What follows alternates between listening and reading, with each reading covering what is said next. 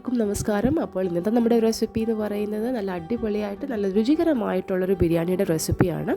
അതിനെന്തൊക്കെ സാധനങ്ങളാണ് നമുക്ക് വേണ്ടതെന്ന് നോക്കാം.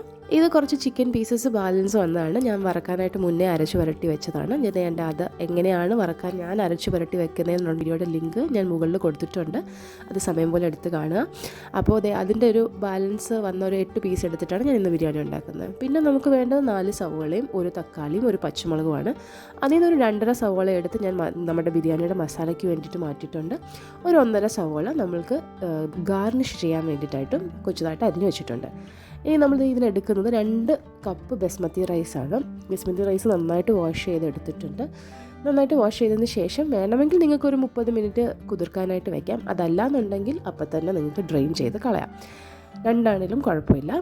പിന്നെ ഞാനൊരു പാൻ എടുക്കുന്നുണ്ട്. ഒരു 2 ടേബിൾ സ്പൂണോളം നെയ്യ് ചേർത്ത് കൊടുത്തിട്ട് ആദ്യം കശുവണ്ടി ഒന്ന് മൂപ്പിച്ചെടുക്കുന്നുണ്ട്. അതൊന്ന് മൂത്ത് വരുമ്പോഴത്തേക്കും കുറച്ച് ഉണക്കമുന്തിരിയും കൂടി ചേർത്ത് കൊടുക്കുന്നുണ്ട്. അതും കൂടെ ഒന്ന് നന്നായിട്ട് മൂക്കട്ടെ. ഉണക്കമുന്തിരി പെട്ടെന്ന് മൂക്കും. അപ്പോൾ അതുകൊണ്ട് ആദ്യം കശുവണ്ടിയുടെ കൂടെ അതിരണ്ട. ആദ്യം കശുവണ്ടി ഇട്ടതിന് ശേഷം അതൊന്ന് മൂത്തതിന് ശേഷം മാത്രം നിങ്ങൾക്ക് ഉണക്കമുന്തിരി ആഡ് ചെയ്യാവുന്നതാണ് കേട്ടോ. അപ്പോൾ അതെല്ലാം വറുത്ത് കോരിയിട്ടുണ്ട്. നമ്മൾ ഇനിയും ഇതിനകത്തോട്ട് തന്നെ കുറച്ച് സവോള കൂടി നമ്മൾ ഗാർണിഷ് ചെയ്യാനായിട്ട് മൂപ്പിച്ചെടുക്കണം. അപ്പോൾ നിങ്ങൾക്ക് വേണമെന്നുണ്ടെങ്കിൽ കുറച്ച് എണ്ണ കൂടി ചേർത്ത് കൊടുത്തിട്ട് നിങ്ങൾക്ക് മൂപ്പിച്ചെടുക്കാം. അതല്ലാന്നുണ്ടെങ്കിൽ അതിൽ തന്നെ ഒന്ന് വെച്ചിട്ട് മൂപ്പിച്ചെടുത്താൽ മതി. അപ്പം ഞാൻ എണ്ണയൊന്നും പിന്നെ ആഡ് ചെയ്യുന്നില്ല. പിന്നെ അതിനകത്തോട്ട് ഞാൻ 1 ടീസ്പൂണോളം പഞ്ചസാര കൂടി ആഡ് ചെയ്ത് കൊടുക്കുന്നുണ്ട്. നിങ്ങൾക്ക് ഗാർണിഷ് ചെയ്യാൻ വേണ്ടിയിട്ടാകുമ്പോൾ കുറച്ച് പഞ്ചസാര ഇട്ട് കൊടുക്കുന്നത് നല്ലതായിരിക്കും. എൻ്റെ വലിയ ഗ്രാന്യൂൾ പഞ്ചസാര ആയതുകൊണ്ട് അതൊക്കെ അങ്ങനെ കിടക്കും. എന്നാലും സാരമൊന്നുമില്ല.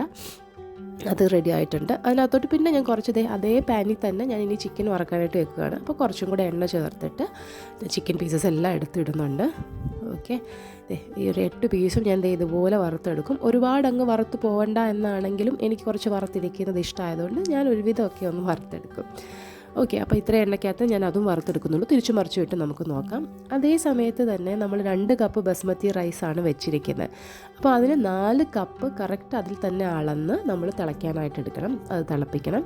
4 കപ്പ് വെള്ളം തിളച്ച് വന്നിട്ടുണ്ട്. അത് ഞാൻ മാറ്റി വയ്ക്കുന്നുണ്ട്. അതവിടെ ഇരുന്നോട്ടെ. ഞാൻ പിന്നെ ഒരു കുക്കറിനകത്തോട്ട് ഒരു 1.5 ടേബിൾ സ്പൂണോളം നെയ്യ് ചേർത്ത് കൊടുക്കുന്നുണ്ട്.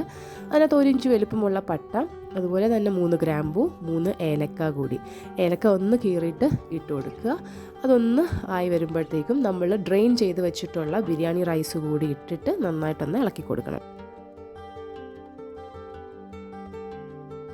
പിന്നെ നമ്മൾ തിളപ്പിച്ച് മാറ്റി വെച്ചിട്ടുള്ള ആ 4 കപ്പ് വെള്ളം ഉണ്ടല്ലോ, അതും കൂടി ചേർത്ത് കൊടുക്കുക. 1 ടീസ്പൂണോളം നമ്മുടെ ഗാർണിഷ് ചെയ്യാൻ വെച്ചിട്ടുള്ള സവോള കൂടി ചേർത്ത് കൊടുക്കുക. 1 ടീസ്പൂണോളം നാരങ്ങാനീര്, ആവശ്യത്തിന് ഉപ്പും കൂടി ചേർത്ത് നന്നായിട്ട് ഇളക്കി കൊടുക്കുക. ഇതൊരു 7 മിനിറ്റ് നമ്മൾ വിസിലിടാണ്ട് കുക്കറിൽ വെച്ചിട്ട് വേവിച്ചെടുക്കണം കേട്ടോ. 7 മിനിറ്റ് കറക്റ്റ് നോക്കിയിട്ട് നിങ്ങളത് ഓഫ് ചെയ്ത് വെക്കുക. അപ്പോൾ ഉടനെ തന്നെ മൂടി തുറക്കരുത്, അവിടെ തന്നെ വെയിറ്റ് ചെയ്യുക. പിന്നെ ഒരു 15 മിനിറ്റ്സ് കഴിഞ്ഞിട്ട് നമുക്കത് ഓപ്പൺ ചെയ്ത് നോക്കാം. ഇനി നമ്മുടെ ചിക്കൻ പീസസൊക്കെ ഒരു ഹാഫ് കംപ്ലീറ്റ് വറുത്തൊക്കെ വന്നിട്ടുണ്ട്. അടുത്ത പീസും കൂടെ ഇങ്ങനെ തിരിച്ചു മറിച്ച് വിട്ട് നമുക്കൊന്ന് മൂപ്പിച്ചെടുക്കാം. ഇനിയിപ്പോൾ ഞാനിതങ്ങ് കോരുകയാണ് കേട്ടോ. അപ്പോൾ ഇത് കോരി മാറ്റുക. ഇതേ എണ്ണയിൽ തന്നെ നമുക്കിനി ബിരിയാണിക്ക് വേണ്ടിയിട്ടുള്ള മസാല ഉണ്ടാക്കാം.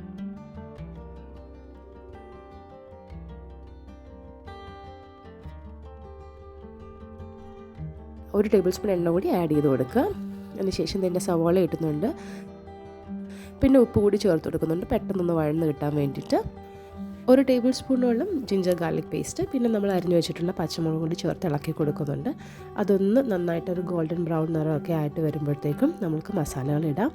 അതിന് വേണ്ടിയിട്ട് നമ്മൾ 1 ടേബിൾ സ്പൂണോളം മല്ലിപ്പൊടി, 1 ടേബിൾ സ്പൂൺ മുളക് പൊടി, 1/2 ടീസ്പൂൺ മഞ്ഞൾപ്പൊടി, 1 ടീസ്പൂൺ ഗരം മസാലപ്പൊടി, ഇത്രയും ചേർത്ത് നന്നായിട്ടൊന്ന് ഇളക്കി കൊടുക്കുന്നുണ്ട്. അതിൻ്റെ ഒരു റോ മണമൊക്കെ മാറി വരുമ്പോഴത്തേക്കും നമുക്ക് അരിഞ്ഞു വെച്ചിട്ടുള്ള തക്കാളി കൂടി ചേർത്ത് കൊടുക്കാം. അതൊന്ന് നന്നായിട്ട് ഇനി ഒന്ന് വെന്ത് വരണം. അപ്പോൾ അതിന് വേണ്ടിയിട്ട് ഒരു 1/2 കപ്പ് വെള്ളം കൂടി ചേർത്ത് കൊടുത്ത് അടച്ചു വെച്ച് വേവിക്കുക.